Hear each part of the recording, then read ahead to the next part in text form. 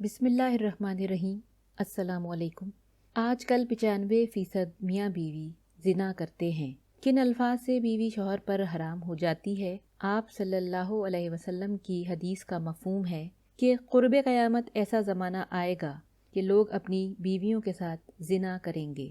آپ صلی اللہ علیہ وسلم نے 1400 سال پہلے بتا دیا کہ لوگ بیویوں سے زنا کریں گے۔ بیوی تو وہ ہوتی ہے جسے قبول کر کے گھر میں لے کر آیا ہی اسی لیے جاتا ہے کہ اس کے ساتھ ازدواجی زندگی قائم ہو جائے، لیکن اپنی بیوی کے ساتھ زنا کریں گے سمجھ نہیں آ رہی۔ اللہ تعالیٰ نے بالکل سچ فرمایا ہے۔ آج کے دور میں یہ باتیں سچی ہو رہی ہیں۔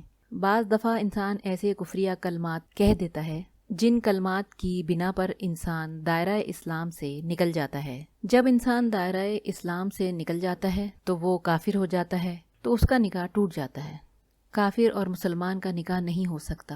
جب نکاح ٹوٹ جاتا ہے تو وہ آپس میں قربت کر رہے ہوں تو وہ زنا کر رہے ہوتے ہیں۔ کفریہ الفاظ کیا ہیں؟ ضروریات دین میں سے کسی بات کا انکار یا اعتراض ہو، یا صریح حکم الہی کو تبدیل کر کے بیان کیا جائے، یا دین کی کسی بھی بات یا حکم کا مذاق اڑایا جا رہا ہے، کسی نبی کی توہین کر رہا ہے، گستاخی کر رہا ہے، جن کے کہنے سے انسان دائرہ اسلام سے نکل جاتا ہے اور بیوی سے زنا کر رہا ہوتا ہے۔ کسی عورت نے اپنے خاوند سے کہا کہ آپ نماز پڑھ لیں، میں نے نماز نہیں پڑھنی، نماز ہے ہی نہیں دین کے اندر۔ جس نے یہ کہہ دیا کیونکہ یہ دین کی ضرورت میں ہے تو اس صورت میں اس کا نکاح ٹوٹ جائے گا۔ یا وہ یہ کہہ دے کہ میں نماز پڑھوں گا تو کافر ہو جاؤں گا اور ہندو ہو جاؤں، یہ کفری الفاظ، ان سے بھی نکاح ٹوٹ جاتا ہے۔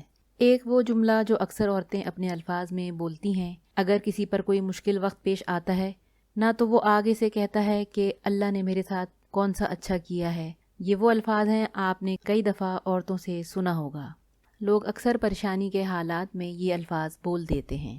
اگر یہ الفاظ بولیں تو حالت کفر میں چلے جائیں گے۔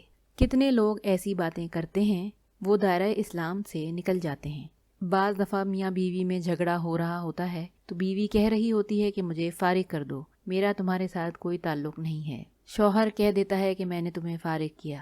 یہاں پر 3 چیزوں کو دیکھیں گے کہ طلاق کا مذاکرہ تھا، بیوی نے طلاق کا مطالبہ کیا، یا خاوند کے لیے طلاق کا مذاکرہ بھی نہیں تھا، بیوی نے طلاق کا مطالبہ بھی نہیں کیا اور نیت بھی نہیں، تو طلاق نہیں ہوگی۔ بہت سارے لوگ طلاق کی نیت سے کہہ دیتے ہیں کہ میں نے تمہیں فارغ کیا۔ یہ وہ الفاظ ہیں جس سے ایک طلاق واقع ہوتی ہے۔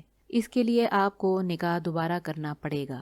بولتے وقت پہلے سوچا کریں کہ میں کیا کہہ رہا ہوں، پھر بولا کریں تاکہ کوئی پریشانی کا سامنا نہ کرنا پڑے۔